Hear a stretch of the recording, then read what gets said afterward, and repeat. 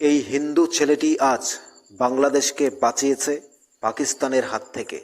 এই হিন্দু ছেলেটি আজ বাংলাদেশের সম্মান বাঁচিয়েছে, সম্মান কেড়ে নিয়েছে পাকিস্তানের কাছ থেকে। এই হিন্দু ছেলেটি আজ বাংলাদেশের সম্মান বিশ্বের কাছে তুলে ধরেছে। এই হিন্দু ছেলেটির জন্যই আজ বাংলাদেশকে সারা বিশ্ব কুর্নিশ জানাচ্ছে।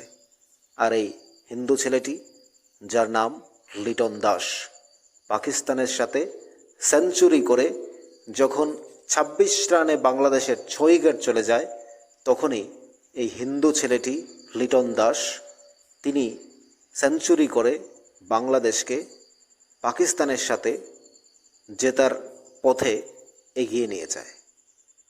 আর এই হিন্দু ছেলেদের, হিন্দু মেয়েদের অপমান, অত্যাচার, সংখ্যালঘুদের ওপর নির্যাতন চালাচ্ছে বাংলাদেশ।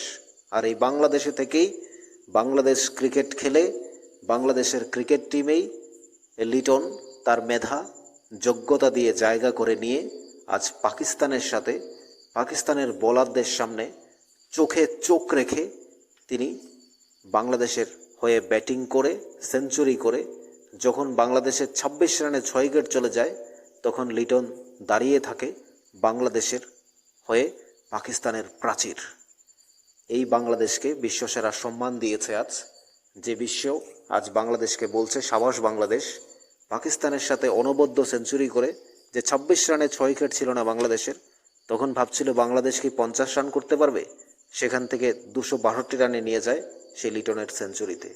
আর লিটনের বাড়ি, এই লিটনের মতো হাজার হাজার সংখ্যালঘু যারা বাংলাদেশে রয়েছে, হিন্দুরা, তাদের মন্দির ভাঙছে, তাদের বাড়িঘর ধ্বংস করছে, তাদের বাড়ি জ্বালিয়ে দিচ্ছে, মা বোনেদের অত্যাচার করছে, নির্যাতন করছে বাংলাদেশে।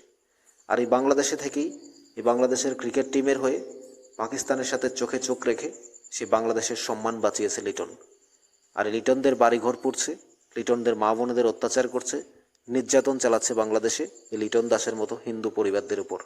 আর এই হিন্দু ছেলে হয়ে আজ পাকিস্তানের সাথে বাংলাদেশের সম্মান, বাংলাদেশের মর্যাদা, বাংলাদেশের অহংকার, বাংলাদেশের গৌরব আজ পাকিস্তানের সাথে সব ধুলোই মিশে যেত। যে পাকিস্তান তাদের অত্যাচার করেছে, নির্যাতন করেছে, ৭১ স্বাধীনতা অর্জন করতে হয়েছে, পাকিস্তানের কাছ থেকে ছিনিয়ে নিতে হয়েছে, সেই পাকিস্তানের সাথে আজ যখন ২৬ রানে ৬ উইকেট চলে যায় বাংলাদেশের, তখন প্রাচীর হয়ে দাঁড়ায় লিটন দাস, যার হাত ধরে বাংলাদেশ এখন জেতার স্বপ্ন দেখে।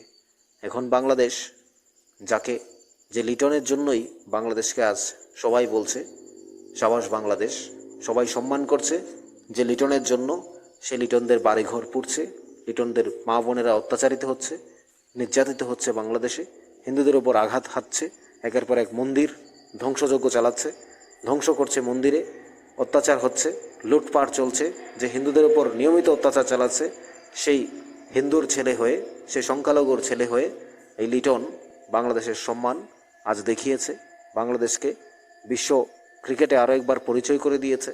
সে বাংলাদেশকে আজ পাকিস্তানের কাছ থেকে যে সম্মান বাংলাদেশের হারাতে বসছিল, সে সম্মান লিটন এনে দিয়েছে।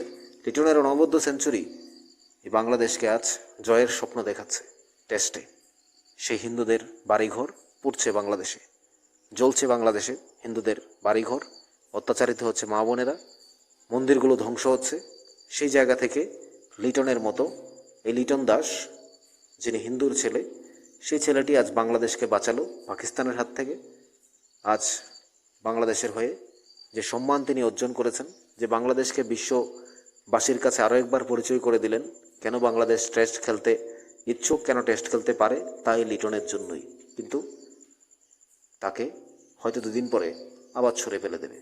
একটা ম্যাচ যখন লিটন খারাপ খেলে, তখন লিটনকে ছুঁড়ে ফেলে দেয়। কেন, তার উত্তর হয়তো পাবেন না। কিন্তু লিটন যে তার ক্লাসিক ব্যাটিং, তার ধীরতা, ধৈর্য, দায়িত্বশীলতার এক প্রতিমূর্তি হয়ে তিনি আজ দাঁড়িয়েছিলেন, এবং যে পাকিস্তানের কাছে আজ ৫০ রানের আগেই হয়তো ভেবেছিল বাংলাদেশ অল উইকেট চলে যাবে, সেখান থেকে মিরাজের সাথে লিটন অনবদ্য সেঞ্চুরি করে, এবং দশম ব্যাটসম্যানকে নিয়েও লিটন যে খেলা দেখিয়েছে, যে হিন্দুর ছেলে হয়ে যে ক্রিকেট তিনি খেলেছেন, সেখানে লিটনের অনবদ্য সেঞ্চুরি আজ বাংলাদেশকে জয়ের স্বপ্ন দেখাচ্ছে।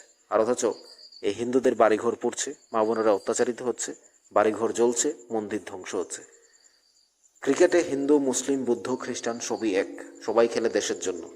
কিন্তু এই লিটনরাই কেন বা সংখ্যালঘু হয়েও কেন অত্যাচারিত হবে, সেটাই তো প্রশ্ন।